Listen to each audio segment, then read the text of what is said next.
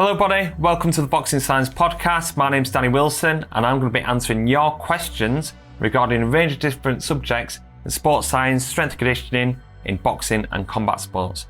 In this week's episode I'm going to be answering questions on how to adapt the boxing science training methods to Muay Thai, some specifics around the fitness testing protocol that we use at Boxing Science, exercises to use during a taper phase. So if you're watching on YouTube, you might see that we've upped our game in terms of production level. We've invested heavily into our studio and we are ready to be hosting guests on the Boxing Science podcast from athletes, former athletes, strength and conditioning coaches, nutritionists, coaches, and many more. So if you have a particular person that you want to see on the Boxing Science podcast, leave your suggestions in the comment box below. And we'll try our best to get these people on the podcast to be talking all things boxing and combat sports. If not subscribed yet, please hit the subscribe button so I don't miss out on any future content. And let's get on with this week's episode. First question from ADX93J. So this is from Instagram. Can a Muay Thai fighter do the same cardio as an Olympic boxer? So Olympic boxer being an amateur boxer. Muay Thai athletes can benefit from the conditioning methods that we use at Boxing Science, but has to be more specific towards the demands of their sport. Muay Thai is quite different to boxing. One, it's a full body sport. And two, the kind of intensity level is lower in terms of repetitions, volume and strike rate. However, they work in more intense bursts. So what we see with boxers to Muay Thai athletes, that boxers have a bigger VO2 max and a bigger aerobic capacity. Muay Thai athletes are probably more anaerobic athletes. So even though that they perform longer rounds, they work at a lower intensity, but then work in short bursts. I've only tested a few Muay Thai athletes down here at Boxing Science, but what I notice is that on the lactate profiles, that they spike in muscular acidosis quite quickly. And this means that they're more of a speed, strength and power athlete. And also on our 30-second Wingate test, so where they're going on the air bike for 30 seconds, max out, their availability to produce high intensities is there, but the ability to endure it is quite limited just because they're just producing that lactate very quickly. So what they need to do is work on speed and power endurance, working on their muscle buffering capacity, and also working on peripheral adaptations such as 30-second max out sprints. This will help them control muscular acidosis, but also when it gets up there and it feels quite painful, they have that tolerance to be able to work at them high intensities, them high amounts of lactic acid. US dollar 2023.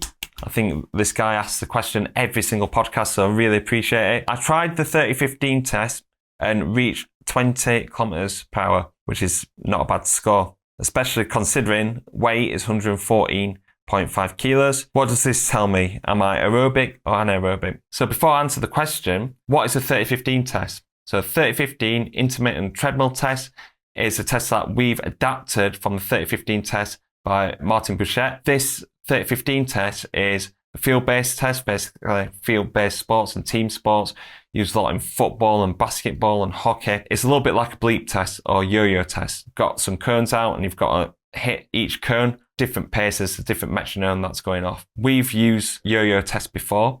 However, what we've found with boxers is that they really struggle when they get up to high intensities, the ability to actually turn at the cone. And the ability to decelerate and re-accelerate actually affected the scores that they were getting. We adapted the 30-15 test to a treadmill test. And this starts at 8 kilometers an hour and you go for 30 seconds, you rest 15 seconds. In that 15-second recovery, you increase by 0.5 kilometers an hour. This goes on, you take the heart rate at end of each interval and you try and reach a score of anywhere between 20 kilometers an hour and 25 kilometers an hour.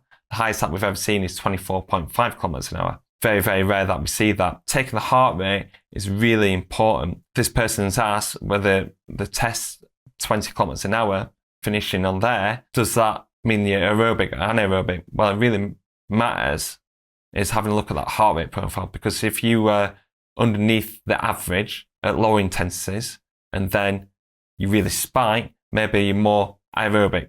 Whereas like if you go up quite a lot, but then you're able to maintain that intensity, maybe more towards anaerobic. But with the 30-15 test, this is just a test of how you perform at high intensities and how fit that you are aerobically. We use a lactate profile on the 30-second Wingate test to really look at what your physiology is like. So taking lactate, taking heart rate, and building up a profile on how an athlete responds to high intensities and what kind of athlete are they. Are they a more high intensity based athlete or are they more endurance athlete?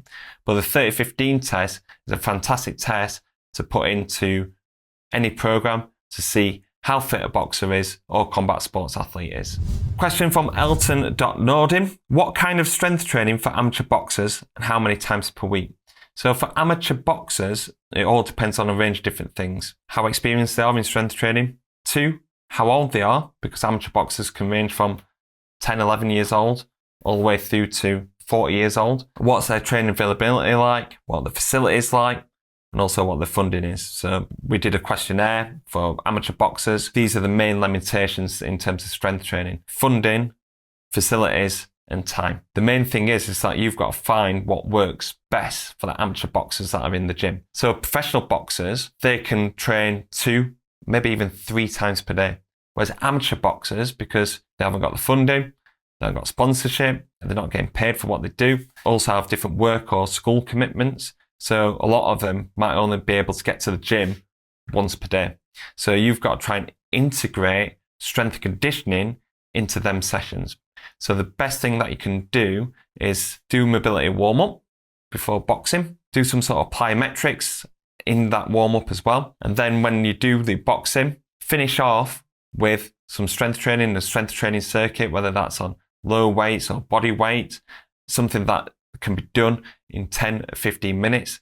And even though that this is not optimal in terms of increasing strength, speed and power, but it's also probably the best case scenario. So trying to get the best that you can in the smallest amount of time. So that's what my advice would be. Also, a great video for you to go and watch is strength and conditioning for amateur boxing, where I'll go into this in details and actually give you some workouts that you can start integrating into amateur boxing sessions. Click on the link below to see more about strength and conditioning for amateur boxing.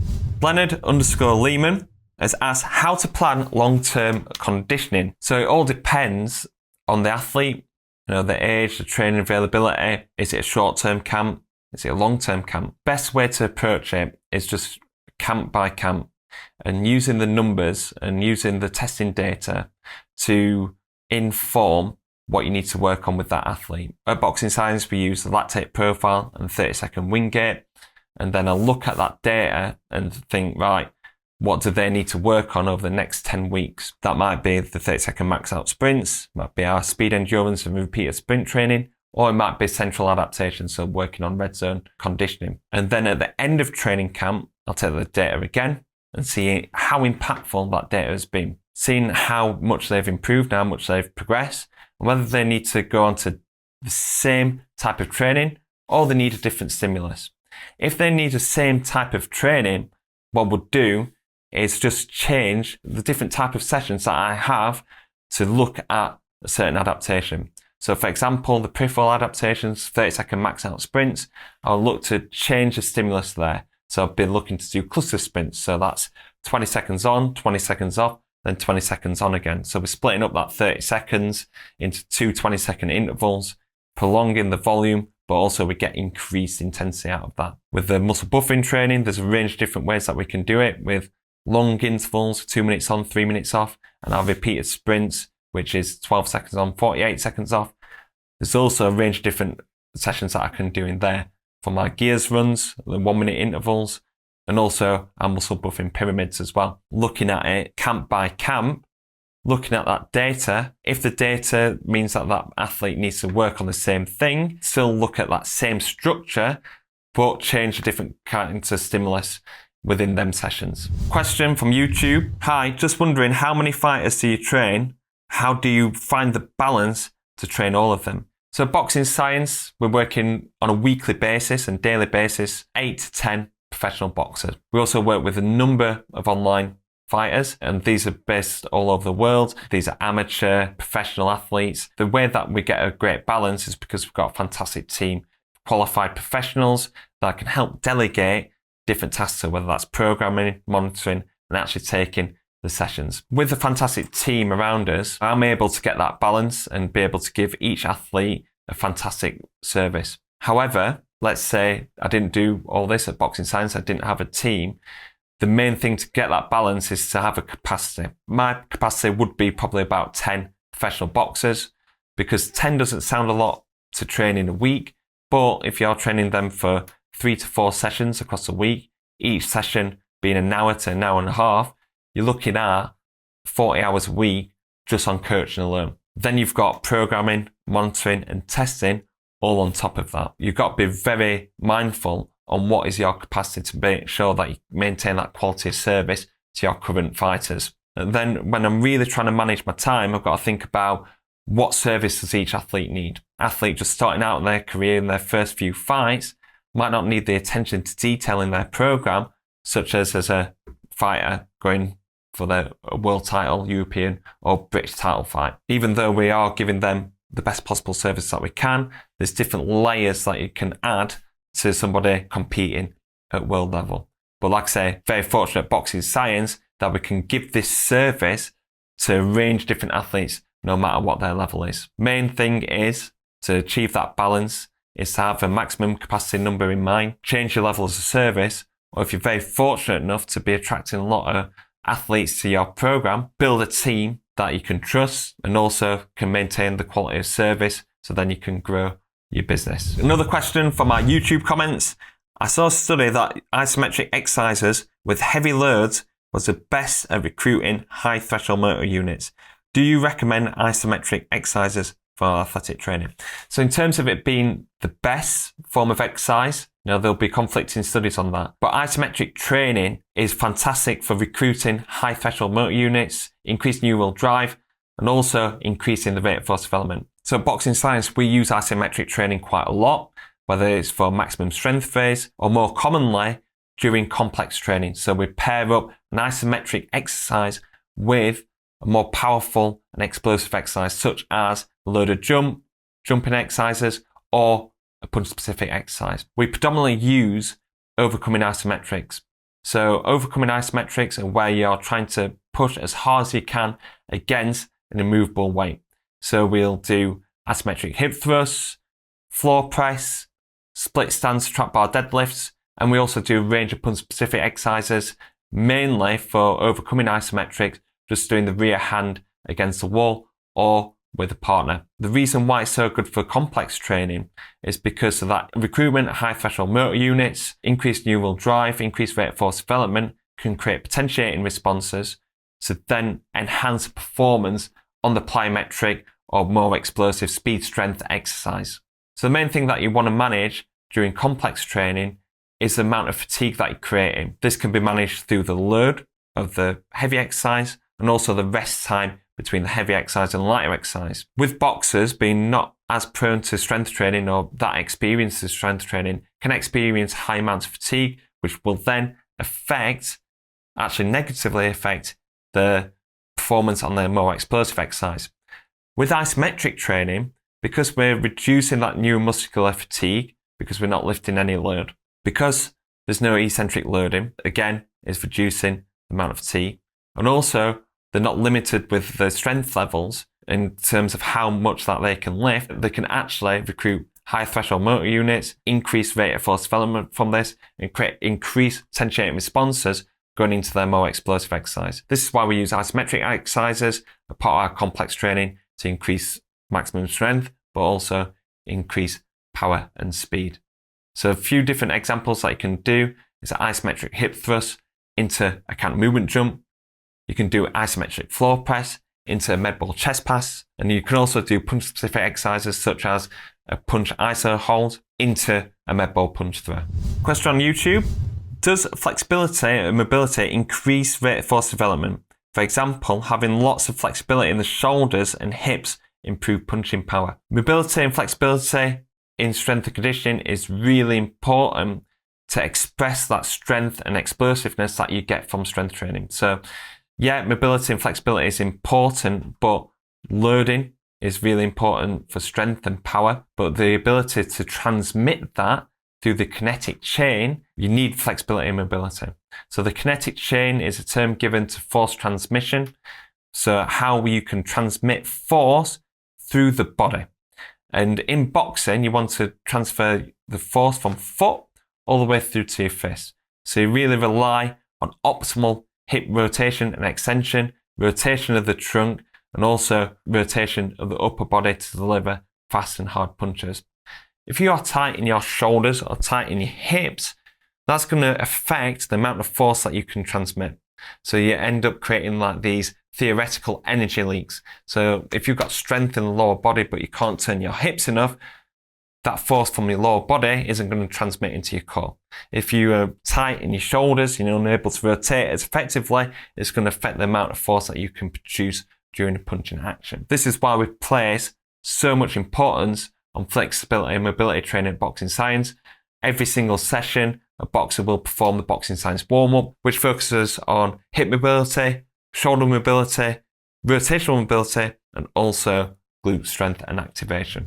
Can the Boxing Science Strength Program be applied to football players? So we've been asked even a couple of times on this podcast already, but being asked this quite a lot. How does the Boxing Science Program apply to other sports and modalities? The answer is that there's the fundamentals of the program can be applied to any type of athletic training for any sport.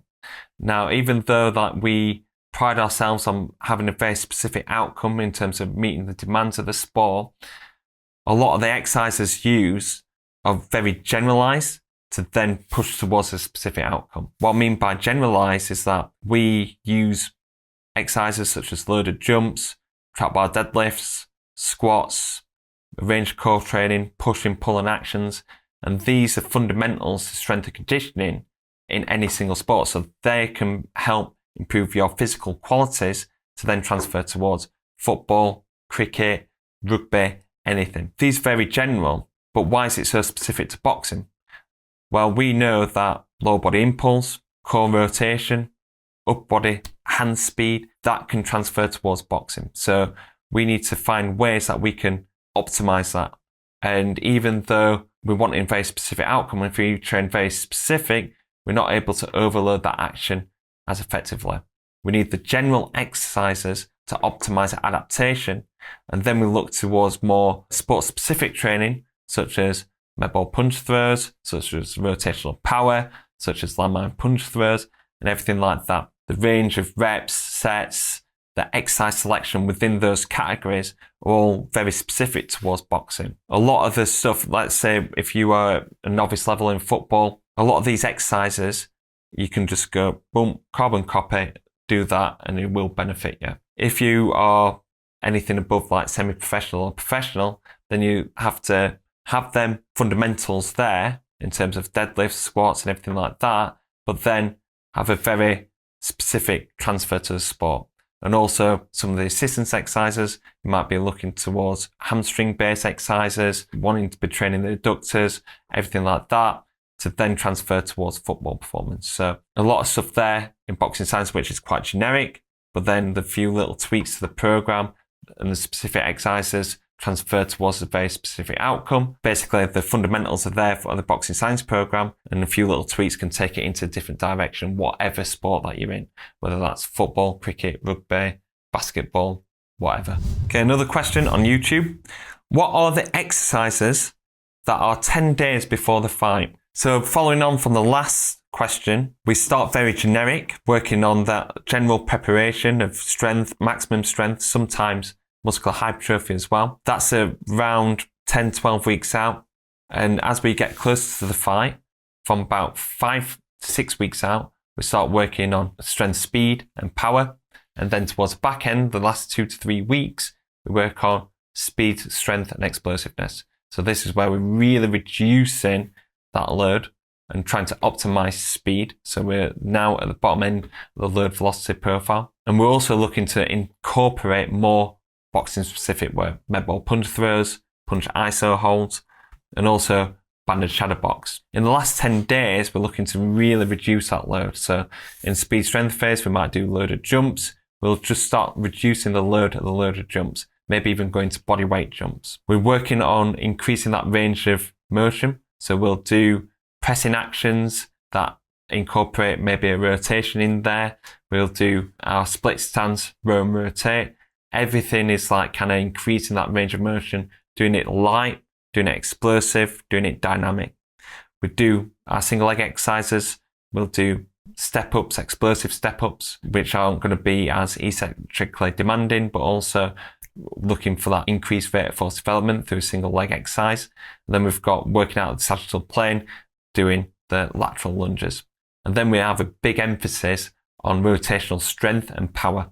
So we'll do our rotational complexes, whether that's a landmine rotation into a med ball rotational slam. And also we'll do our pull off isometrics, tensioning the obliques, getting that rotational power fired up, going into some rotational med ball work. Range of different exercises that we use. Just type in on YouTube, boxing science fight week, boxing science taper, boxing science speed and power workout. You see a range of different workouts and what would use 10 days, 2 weeks out from a fight, and even just a few days out from a fight.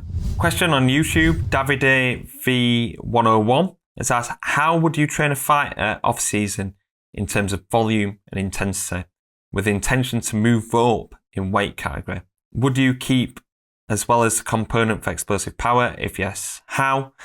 Would you still use a phase model or better conjugated method? Thanks for your answers. So first of all, when you're looking to move up weight category, I'll be looking to get a body composition test. This is really important to give yourself a goal on how much mass that you want to put on. Your fat-free mass is what you're wanting to increase. You're wanting to increase this by 1, 2, 3 kilos. And you want to make sure that you're putting on that mass in the right way instead of just eating what you want, not having a good idea of like what goals you're setting or what calorie intake that you need. Again, a body composition test can help you do this and give you some goals. And also with this goal of putting on that mass, you don't want to try and do an excessive weight gain in a very short amount of time because this affects your strength, speed and power to weight ratio and also might affect your fitness as well. People that we've had on the program that has put on muscle mass, such as Laverne Richards, Terry Harper, Fabio Wardley, it's all been very structured and it's also been quite progressive as well, instead of being really intense and trying to put on a lot of muscle in a very short amount of time. So the main thing for increasing muscular hypertrophy is increasing the volume. However, when you increase volume in your reps, this will reduce intensity, which will affect the recruitment of high threshold motor units that you need for basically adaptations in fast twitch muscle fibers. What we need to do is to find different ways that we can achieve this volume, keep that intensity there. So we use stuff like cluster sets and drop sets.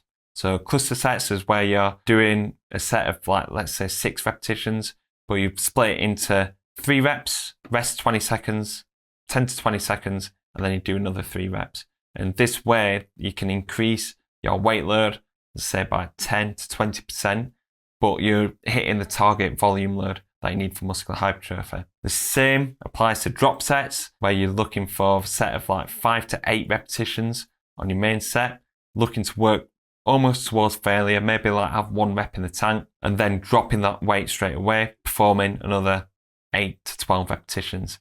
This way that you're getting the volume of reps in there, but you're attacking it first with a maximum weight load that you're increasing that strength, that can then transfer into increases in rate of force development whilst you're still putting on muscle. Another way that you can do this is pairing a key exercise up with an assistance exercise. So this is what you'd call a superset. So supersets we use quite often at Boxing Science. Normally perform the supersets with antagonistic pairs. So we'd pair a push with a pulling action. The pushing action won't fatigue and affect your performance on the pulling action. However, when trying to put on muscle mass, you're wanting to try and increase that volume, that time under tension, trying to fatigue the muscle to create adaptation. So what you can do is pair up a key compound exercise with an assistance exercise. So you do something like a shoulder press, dumbbell shoulder press, and pair that up with lateral raises. And then you've got the magic trick of blood flow restriction training. BFR training is a really popular tool that you can use to gain functional muscle mass. It restricts the blood flow towards the working muscle, which will fatigue the type 2 muscle fibers that are often associated with bodybuilding type exercises. When you're doing large amount of volume with low amount of weight, this can end up building slow twitch muscle fiber and get that unnecessary muscle bulk there. What the BFR cuffs do is restrict that blood flow, fatigue the type 1 muscle fibers, which are slow twitch fibers, and then activate the type 2 fast twitch muscle fibers that are great for fast and explosive actions. And this is done at a lower weight load, also with high amounts of volume. So you can do stuff like bicep curls, tricep extensions, lateral raises, you can do press ups, you can do TRX rows, you can do lower body exercises as well. And the protocol to follow is 30 reps, 15 reps, 15 reps, 15 reps.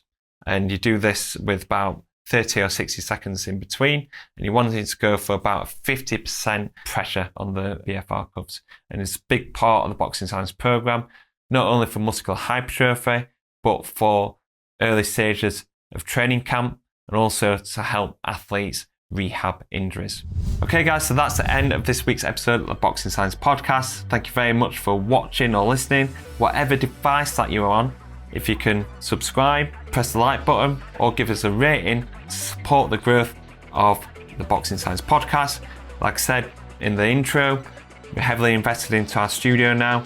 We can't wait to be welcoming guests onto the Boxing Science podcast. The bigger that the channel gets, the better guests that we get on.